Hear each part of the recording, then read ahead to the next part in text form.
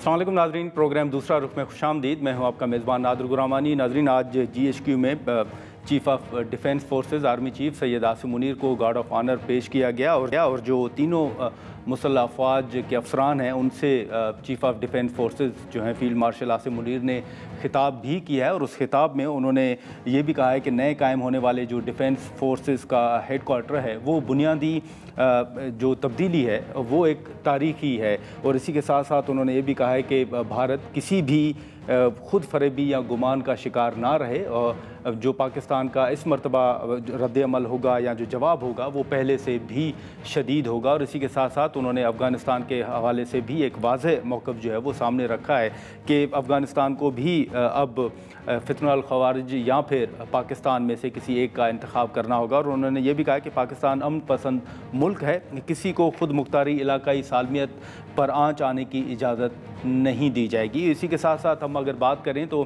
پاکستان تحریک انصاف حکومت اور اسٹیبلشمنٹ کے درمیان جو تلخیاں ہیں وہ بڑھتی ہوئی نظر آ رہی ہیں۔ ہم نے دیکھا کہ حال ہی میں اسپیکر قومی اسمبلی ایاز صادق نے PTI کو مذاکرات کی دعوت بھی دی، اور کئی مرتبہ ایوان کے اندر بھی کہا گیا کہ مذاکرات کے ذریعے ہی آگے بڑھنا چاہیے، لیکن مذاکرات جو اس میں ان دعوت یا اس پیشکش میں ہمیں کوئی پیش رفت جو ہے وہ نظر نہیں آئی۔ اب اگر ہم دیکھیں تو PTI کے اوپر کڑی تنقید بھی ہو رہی ہے کہ وہ سیاسی راستہ نہیں اپنا رہے، اور اسی کے ساتھ ساتھ ایک اور اہم فیصلہ جو الیکشن کمیشن کی جانب سے سامنے آیا ہے کہ انہوں نے بیرسٹر گوہر کو چیئرمین PTI ماننے سے انکار کر دیا، اور بیرسٹر گوہر کو اس حوالے سے آگاہ بھی کیا گیا ہے۔ اب PTI کے پاس کون سے آپشنز ہوں گے، یا حکومت کن نکات پر غور کر رہی ہے، کیسے آگے بڑھا جا سکتا ہے، ان تمام ایشوز پر ہم گفتگو کرتے ہیں۔ خرم دستگیر صاحب ہمارے ساتھ موجود ہیں، بہت شکریہ خرم دستگیر صاحب وقت نکالنے کا۔ اس وقت اگر ہم بات کریں تو جو بیانات آ رہے ہیں، جو اس وقت ماحول ہے، اس میں اگر ہم دیکھیں تو تلخیاں جو ہیں وہ کم ہونے کی بجائے ان میں اضافہ ہو رہا ہے۔ سر، آپ کو کیا نظر آ رہا ہے اب جو پاکستان تحریک انصاف کے تحفظات ہیں، یا حال ہی میں جو ایک اہم پریس کانفرنس ہوئی اس کے بعد آپ کو نظر آ رہا ہے کہ PTI کے اوپر جیسے ماضی میں حکومت نے کہا کہ پابندی کی طرف جا رہے ہیں، تو ایسا کوئی آپ ماحول دیکھ رہے ہیں، یا مسلم لیگ نون اس کے حق میں ہوگی کہ PTI کے اوپر پابندی لگنی چاہیے؟ جی، مسلم لیگ ایز اے جماعت تو کبھی بھی کسی سیاسی جماعت پر پابندی کے حق میں نہیں ہے، لیکن PTI کو اس کے بانی چیئرمین ہیں، اور اب جو ہم نے کل کا جلسہ دیکھا ہے ان کو اس پر ضرور غور کرنا چاہیے کہ ان کی جو گفتگو ہے اور جس طرح اس گفتگو کے نتیجے میں ان کا سوشل میڈیا جو ہے وہ ریاست کے اوپر، ریاست کے اداروں پر حملہ آور ہے، اور اس کو جس طرح جو ہے وہ پھر پروجیکشن دی جاتی ہے۔ دیکھیں، یہ تو نہیں ہو سکتا نا کہ ہم کہیں کہ اچھا جی ہم تو بہت جمہوری ہیں، لیکن جو ہمارے خلاف کوئی بات کرے گا تو ہم اس کو گندی گالیاں دیں گے، یا ہم کہیں جی کہ ہمارے پر بڑا ظلم ہو رہا ہے، لیکن جب ہمارے پاس طاقت آئے گی تو ہم پھر سب کے اوپر بہت اس سے بھی زیادہ ظلم کریں گے۔ یا ہم سیاسی ہیں لیکن ہم سیاسی جماعتوں سے بات نہیں کریں گے، ہم تو صرف فوج کے ساتھ بات کریں گے۔ یا ہم یہ بھی کہیں کہ جی دیکھیے کہ جی ہم تو بالکل عوامی ہیں، لیکن خیبر پختونخوا میں ہماری 13 سال کی حکومت ہو گئی ہے اور وہاں کے عوام کو کوئی فائدہ نہیں پہنچا۔ یا یہ بھی ان کا نعرہ ہے جب سن رہے ہیں کہ جی ہم انقلابی ہیں، لیکن جب اقتدار کی بات آئے گی تو ہر سودے بازی کے لیے ہم تیار ہیں۔ تو ان کو یہ ضرور غور کرنا ہے کہ ان کی جو مستقل پالیسی ہے افواج پاکستان اور افواج پاکستان کے سربراہ پر اٹیک کرنے کی، اور اس کے ساتھ جڑا ہوا ہے کہ ان کے جو یہ بھی کہتے ہیں کہ جی ہم دہشت گردوں کے خلاف جو آپریشن ہے ہم اس کے حق میں نہیں ہے، ہم جو ہیں وہ اس وقت جب کہ پاکستان دہشت گردی کے خلاف پھر ایک جنگ لڑ رہا ہے، وہ پاکستان میں ایک شکوک و شبہات پیدا کرتے ہیں۔ وہ ان کے جو آئی تھنک اب ایک معاملہ جو صرف سیاسی گفتگو سے آگے چلا گیا ہے، وہ ان کے بیرون ملک جو سوشل میڈیا ہے جس قسم کی وہ جھوٹی معلومات اور انگریزی میں کہتے ہیں لائبل اور سلینڈر پھیلا رہا ہے۔ تو اب ایسے ایشوز جو ہیں وہ پھر جب ایک خاص حد سے بڑھتے ہیں، تو اسی لیے اس دن DGISPR نے پریس کانفرنس میں کہا کہ یہ لوگ جو ہیں یہ نیشنل سیکیورٹی کے لیے خطرہ بن رہے ہیں۔ اچھا، لیکن خرم دستگیر صاحب، اب جو ایک سیاسی جماعت کے تحفظات ہیں وہ الیکشن کے حوالے سے ہوں، وہ مینڈیٹ کے حوالے سے ہوں، آپ کیا سمجھتے ہیں سر کہ پھر آپشنز کون سے ہیں، ان کو ایڈریس کیسے کیا جانا چاہیے؟ کل الیکشن کمیشن نے بیرسٹر گوہر صاحب کو کہا کہ ہم آپ کو چیئرمین PTI نہیں مانتے، تو اب یہ ایشوز بھی تو PTI سر ریز کر رہی ہے۔ جی دیکھیے ضرور ریز کریں اور حکومت پر ریز کریں، لیکن دیکھیں نا یہ نہیں ہو سکتا کہ آپ کہیں کہ جی ہمیں اپنا جو سیاسی سپیس ہے وہ بھی چاہیے، لیکن ہم بات صرف فوج سے جی کریں گے اور ہم اور کسی سے بات کرنے کے لیے تیار نہیں ہے۔ آئی تھنک جو سب سے بڑی بنیادی کانٹرڈکشن ہے کہ اگر وہ ایک سیاسی جماعت ہونے کے دعوے دار ہیں لیکن وہ سیاست کا جو سپیس ہے اس کے اندر آنے کے لیے تیار نہیں ہے، وہ اسے کہیں باہر رہ کر یا اس پر حملہ آور رہ کر جو ہے وہ اپنا سپیس کلیم کرنا چاہتے ہیں۔ ایک تو یہ ہے، دوسرا دیکھیے ان کے پاس ہمیشہ، آج بھی جس وقت ہم یہ گفتگو کر رہے ہیں، ان کے پاس یہ موقع ہے کہ جس صوبے میں 13 سال سے ان کی حکومت ہے اس کی گورننس میں اس قسم کی حیرت انگیز وہ پیش رفت کریں کہ پورا ملک اور پوری عوام جو ہے ان کو فالو کرنے میں کامیاب ہو جائے گی۔ جب ہم کے پی جائیں تو کے پی ہمیں ترقی کا، صحت کا، امن کا، تعلیم کا، انفراسٹرکچر کا، ایک تحفظ کا ماڈل محسوس ہو، جبکہ انفیکٹ اس وقت جو ہے خیبر پختونخوا میں رہنے والے 4.5 کروڑ میرے پاکستانی بھائی اور بہنیں جو ہیں وہ اس وقت بدترین گورننس کا شکار ہے۔ تو یہ دو سٹرینڈز میں نے آپ کو بتائے ہیں کہ ایک تو اپنی گفتگو جو ہے وہ سیاسی جماعتوں سے شروع کریں، اور دوسرا جہاں ان کے پاس مینڈیٹ ہے، جہاں ان کے پاس کوئی رکاوٹ نہیں ہے، وہاں عوام کی خدمت کرنا شروع کریں، تو آپ دیکھیں گے کہ وہاں ان کے لیے سپیس از خود کریٹ ہو۔ سر اب آپ نے مذاکرات کی بات کی فوج کے ساتھ، تو وہاں تو پی ٹی آئی کا یہ موقف ہے کہ کیونکہ آپ لوگوں کے پاس کوئی اختیارات نہیں ہیں اس لیے ہم فوج کے ساتھ مذاکرات چاہتے ہیں، اور خیبر پختونخوا کے اندر پرفارمنس کی بات ہے تو سی ایم صاحب نے خود کہا، آپ نے یقیناً سنا بھی ہوگا، کہ ہماری پرفارمنس بہتر ہے اور یہی وجہ ہے کہ تیسری مرتبہ ہمیں وہاں پر عوام نے مینڈیٹ دیا ہے۔ یہ دیکھیے نا ان کا موقف صحیفہ تو نہیں ہو سکتا نا، جیسے ہم سب قبول کر لیں کہ اگر انہوں نے کوئی بات کی ہے تو وہ ضرور درست ہے۔ انہوں نے بھی اسی طرح جی سیاسی سپیس میں اپنے دعوے کرنے ہیں، اپنے نعرے لگانے ہیں، اور یہی میں پھر کہوں گا کہ وہ اگر سیاسی سپیس میں آ کر بات کریں، اپنی کارروائی کریں، اور بجائے یہ کہ وہ ریاست پر حملہ آور ہوں یا وفاقی دارالحکومت پر مستقل حملہ آور ہوں، وہ اس پر غور کریں کہ ان کو جو وہی وفاق جس پر وہ حملہ آور ہیں، ان کو جو وسائل فراہم کرتا ہے کے پی کے عوام کی بہتری کے لیے، وہ عوام کی بہتری کے لیے استعمال ہونا شروع ہوں۔ ان کا دعویٰ ہے کہ جی ان کو ووٹ ملے ہیں اور ان کو جو ہے وہ مینڈیٹ ہے، لیکن اس کا یہ مطلب نہیں ہے کہ خیبر پختونخوا میں حالات بہتر ہیں۔ 12 اضلاع میں اس وقت جو سرحدی اضلاع ہیں اس میں ان کی رٹ نہیں ہے، اس پر غور کریں، اور اگر وہ یہ سمجھتے ہیں کہ وفاقی حکومت کی جو آپریشنز کی پالیسی ہے وہ غلط ہے، تو پھر مذاکرات کے ذریعے ایک ضلع تو آزاد کرا لینا جی۔ اگر وہ ان کی مذاکرات کی پالیسی جو ہے وہ اس کی گردانی کرتے جائیں گے اور اس پر کوئی عمل نہیں کریں گے، اس پہ آؤٹ کم نہیں دکھائیں گے قوم کو، تو پھر ان کی بات پر کیسے یقین کیا جا سکتا؟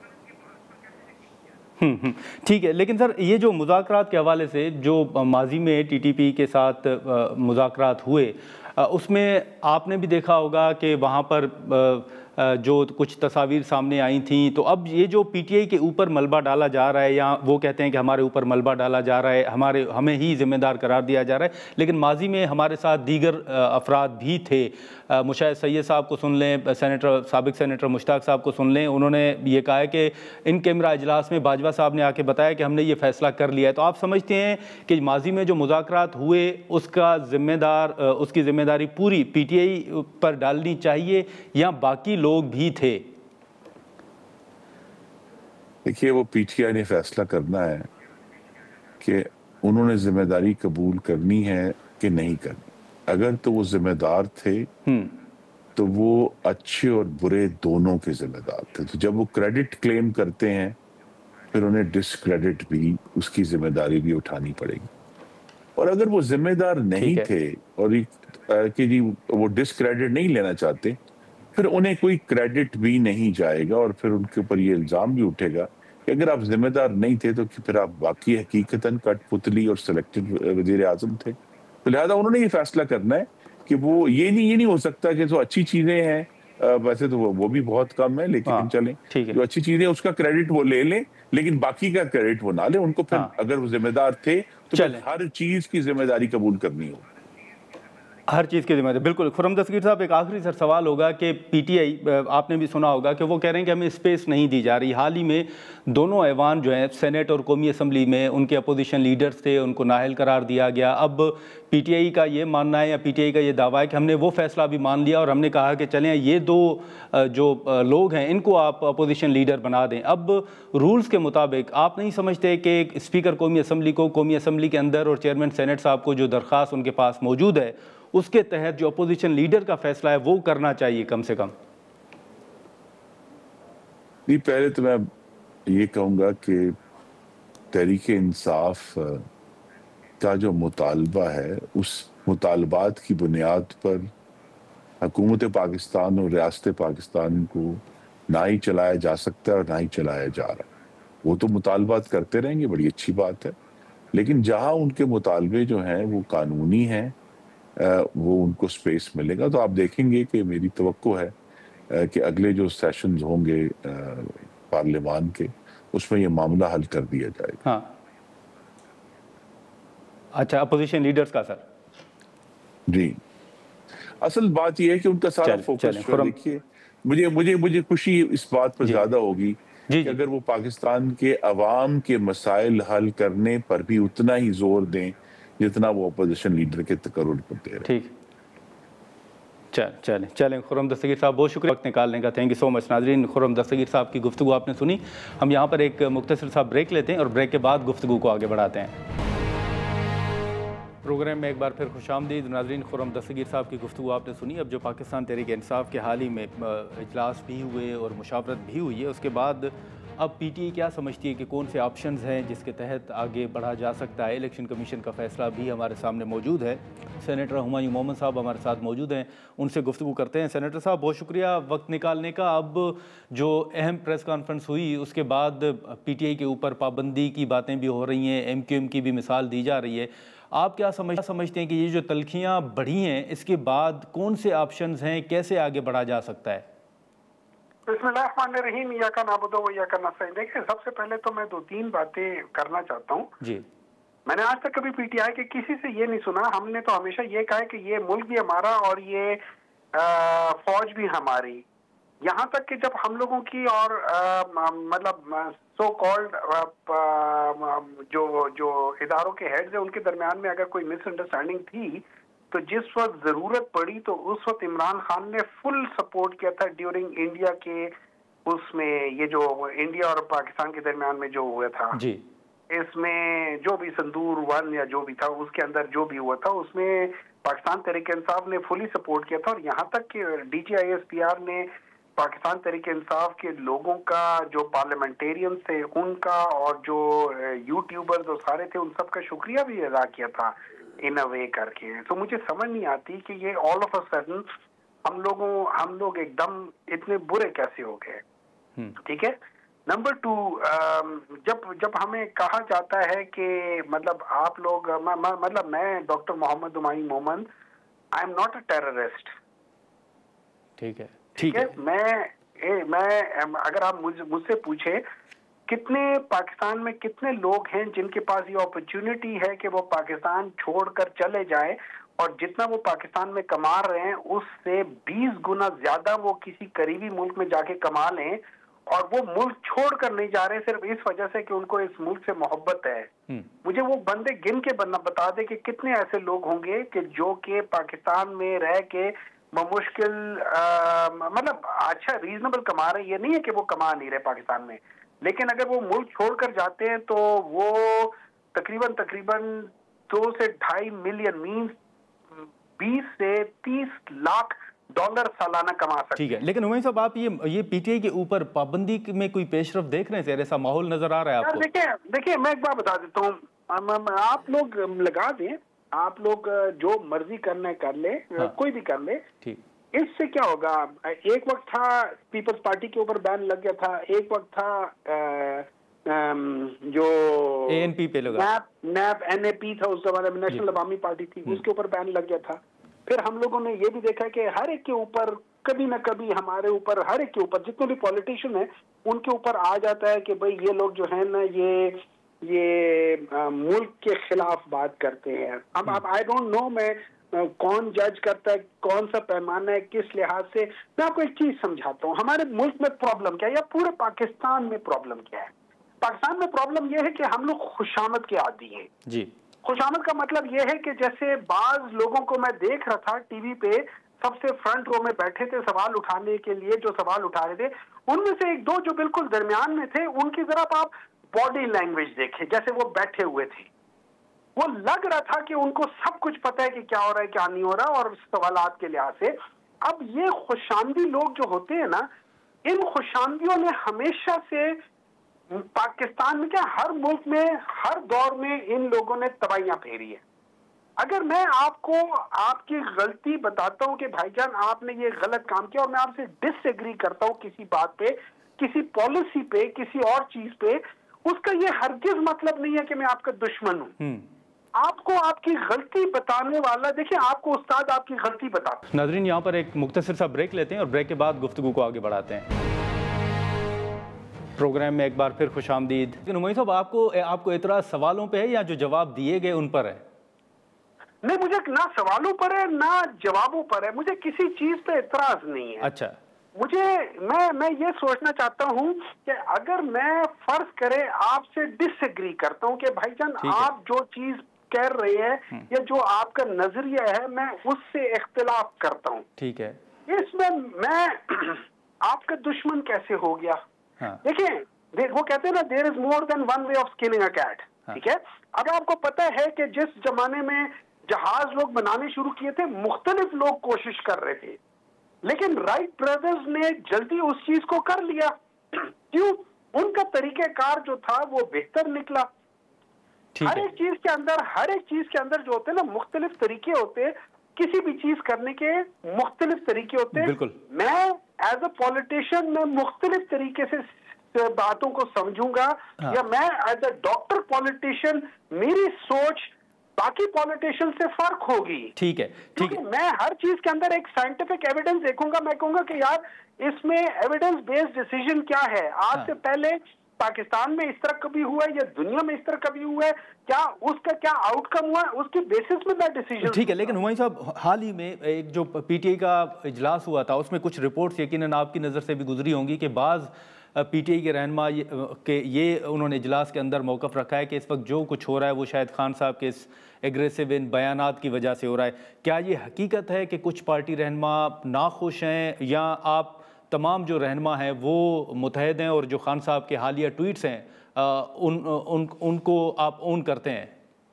دیکھیں میں آپ کو ایک بات بتا دیتا ہوں, پوری ہمیشہ یہ ہو جاتا ہے, میں اگر آپ مجھ سے ایسا پوچھیں جتنا زیادہ برا بھلا Pakistan army as an institution کو پی ایم ایل این نے اپنے ٹائم پہ کہا ہوا ہے یا پیپلز پارٹی نے کہا ہوا ہے, یا کہ اب میں مثال دیتا ہوں, مجھے نہیں پتا کہ یہ سچ ہے یا جھوٹ ہے, یا آپ لوگ چونکہ صحافی ہیں آپ اس میں ذرا چیک کر لیں. میں ابھی ریسنٹلی دیکھ رہا تھا یہ ایمل ولی کا ایک کسی چھوٹے سے جلسی کے اوپر ایک وہ بیان دے رہے تھے, اور وہ کہہ رہے تھے کہ ہمیں پتہ ہے, یا اس قسم کی بات ہوئی تھی کہ یہ جو پاکستان ریڈیو ہے اس کے اندر کون لوگ بھیس بدل کے جا کے انہوں نے آگ لگائی تھی.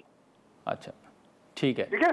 اب اس قسم کی باتیں جب سامنے آتی ہیں, اور یہ بات نہیں ہے, ایمل ولی نے سینٹ میں بھی اس قسم کی بعض باتیں اٹھائی ہوئی ہیں کہ یار یہ ہے یہ وہ, اور بات ہے کہ وہ بعد میں جو مرضی ہے, لیکن میری نظر میں یہ کہ ان کا بیانیہ, دیکھیں آپ اگر کہتے ہیں ان کا بیانیہ سخت ہے, وہ سخت کس بیسس پر ہے, ان کو آپ کس لحاظ سے سخت کہتے ہیں. میں یہ ضرور مانتا ہوں کہ کچھ چیزیں, مطلب میں کہتا ہوں, ہماری ایک سی ای سی کی میٹنگ ہو رہی تھی, عمران خان نے, پرویز خٹک نے استعفیٰ دیا تھا جنرل سیکرٹری کے اس سے, اور عمران خان نے کہا تھا کہ آپ لوگ جہانگیر ترین کو سیکرٹری جنرل بنا دیں. جی بہت سارے لوگوں نے کہا کہ ہم نہیں کرتے, تو عمران خان نے سب کو ریکویسٹ کی ذرا سختی سے کہ یار میں کہہ رہا ہوں تو آپ لوگ کر لو. تو اس میں سارے کے سارے سوائے 6-7 بندوں کے سب نے حامی بھر دی کہ چلو ہم مان لیتے. وہ 6-7 بندوں میں سے میں ایک تھا جس نے اس وقت بھی عمران خان کی جو انہوں نے تجاویز دی تھی اس کے خلاف کھڑے ہو کے میں نے تقریر کر کے میں نے ووٹ اس کے خلاف دیا تھا, کیونکہ میں یہ سمجھتا تھا کہ وہ ان کو ویسے نہیں کرنا چاہیے تھا. چلیں ٹھیک ہے, اس میں इसमें हर एक बंदे का वो अपना होता है, तो पीटीआई में मुख्तलिफ वो ओपिनियंस होंगी, कोई कहेगा कि हाँ सख्त है, कोई कहेगा हाँ सख्त नहीं है, कोई कहेगा ठीक है, कोई नहीं।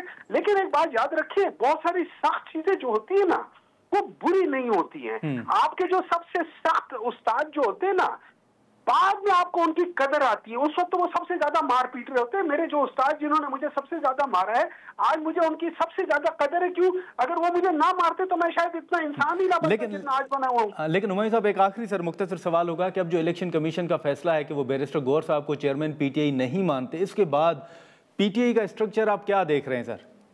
देखिए, मेरे लिहाज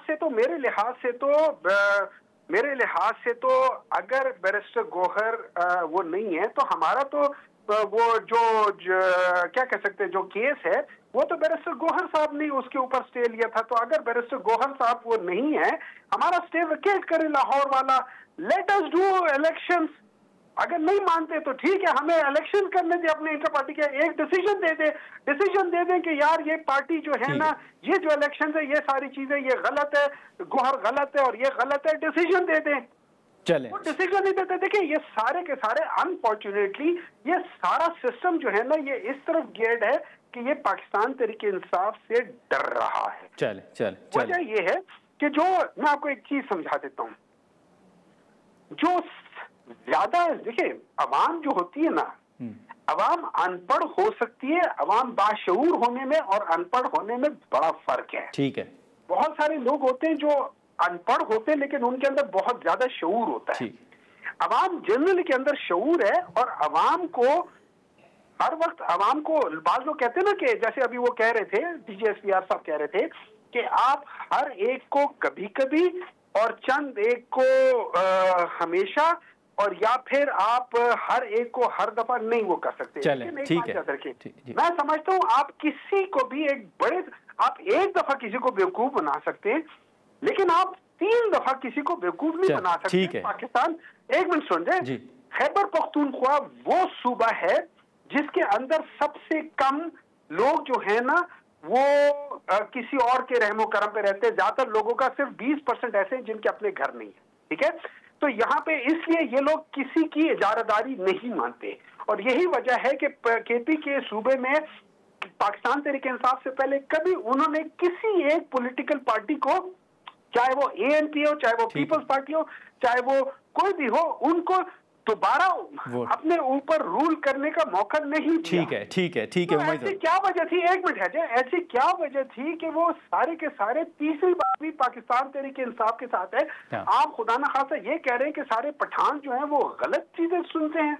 देखिए, ये चीजें जो कर देना, ये सब ये चीजें गलत हैं, ये इन जनरल गलत। ठीक है उमैया साहब, ठीक है सर, बहुत शुक्रिया आपका उमैया साहब वक्त निकालने के। सेनेटर उमैया मोहम्मद साहब की गुफ्तगू आपने सुनी। यहाँ पर एक मुख्तसर सा ब्रेक लेते हैं और ब्रेक के बाद गुफ्तगू को आगे बढ़ाते हैं। प्रोग्राम में एक बार फिर खुशामदीद नाज़रीन। हाल ही में कुछ खबरें आई कि पाकिस्तान से जो कंपनियां हैं वो बंद हो रही हैं, बल्कि बैरून मुल्क जा रही हैं अपना कारोबार यहाँ से बंद करके। लेकिन हाल ही में चाइना के जो कुछ दौरे हुए उसके बाद अब ये भी खबरें सामने आ रही हैं कि चाइना से जो अहम कंपनियां हैं वो पाकिस्तान आने का उन्होंने फ़ैसला किया है। इसी हवाले से हम गुफ्तगू करेंगे। हाओ यू जाओ जो कि नायब सदर हैं चीन अफ्रीका इक़्तिसादी तिजारती एसोसिएशन की, वो हमारे साथ हैं, हम उनसे गुफ्तगू करेंगे। Thank you so much for joining us miss हाओ। मुझे ये बताइएगा कि अभी इब्तदाई तौर पर कितनी कंपनियां हैं जो चाइना से पाकिस्तान आ रही हैं और आपको क्या मौक़े नज़र आ रहे हैं? Okay, so thank you, sir. So, in the last 2 weeks ago, and we bring 3 Chinese delegations come to Pakistan to visit. And those 3 Chinese companies, they come to Pakistan is during Mr. President Zardari. He visited China in September. So we signed the MOU with the Pakistani company. So they come to town is about the agriculture. One company is about the agriculture. One company is about the sewage water treatment and the clean water treatment. And the third one is about the fire truck. the Fairchild company, so they can provide the system. So for the three companies, they would like to implement the MOU during Ms. President's visit in China in September. So we just do the research and discuss with the local government how to cooperate and how to cooperate for further. And those three companies, they will invest in Pakistan as well. क्या ये तमाम कंपनियां, जैसे आपने कराची का जिक्र किया, तो क्या कराची में जो पानी का एक मसला है, साफ पीने का पानी का एक मसला है, क्या उस पर भी ये कंपनीज काम करेंगी या ओवरऑल किस हवाले से काम होगा?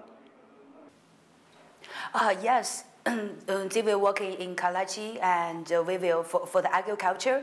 This agriculture company, they are doing the developing the system of the big data, and also producing the animal vaccine, and also for the animal ear tag.